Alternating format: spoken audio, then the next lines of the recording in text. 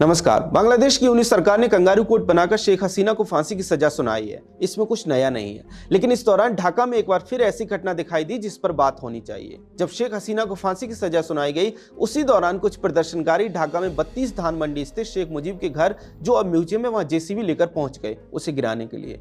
जबकि पिछली बार के कथित प्रदर्शन के दौरान ढाका में शेख मुजीब की प्रतिमाएं, उनकी संग्रहालय या फिर अवामी लीग से संबंधित जो कुछ भी था, ज्यादातर तोड़ दिया गया। इसके बाद भी लोग अभी भी मुजीब से संबंधित चीजों को नष्ट करने के प्रयास में जुटे हैं। सवाल है कि ऐसा क्यों, और इससे कांग्रेस क्या सबक ले सकती है? देखिए, चूंकि बांग्लादेश भारत के सहयोग से बना था, तब इंदिरा गांधी भारत की प्रधानमंत्री थी। ऐसे में अवामी लीग ने भी कांग्रेस के कल्चर को अपनाया। बांग्लादेश में अवामी लीग जब सत्ता में आई तो उसने बांग्लादेश में हर बात को लेकर माहौल अपने अनुसार बनाया। यहां तक इतिहास को भी बड़ा सिलेक्टिव रखा गया। हर बात का श्रेय शेख मुजीब को दिया गया। शायद इसकी सीख अवामी लीग को भारत की कांग्रेस पार्टी से मिली, जिसने खुद अपने अनुसार भारतीय स्वतंत्रता संग्राम का इतिहास लिखवाया था।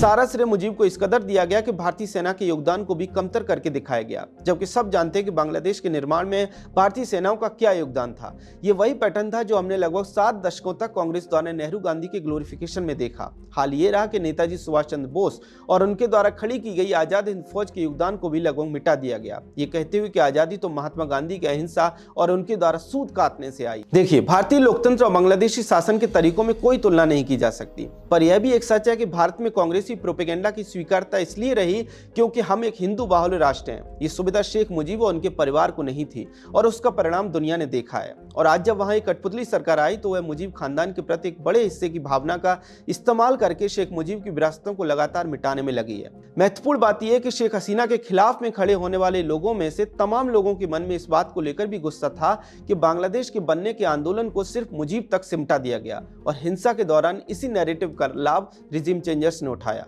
यह बात कांग्रेस पार्टी को अपने जेहन में रखना चाहिए, खासकर इसलिए क्योंकि 60 वर्षों के कांग्रेसी शासन का परिणाम यह हुआ कि सब कुछ नेहरू गांधी परिवार तक सिमट गया। एयरपोर्ट से लेकर पार्क तक हर चीज नेहरू गांधी परिवार के नाम पर है। यह किसी भी लोकतांत्रिक देश के लिए इसलिए अच्छा नहीं है क्योंकि यह लोकतंत्र के मूल सिद्धांत के खिलाफ है। तो अगली बार जब कांग्रेस भारतवर्ष में लोकतंत्र के खत्म होने का रोना रोए, तो याद करें कि उनसे कैसे भारतीय लोकतंत्र को एक फैमिली तक सीमित करके रखा।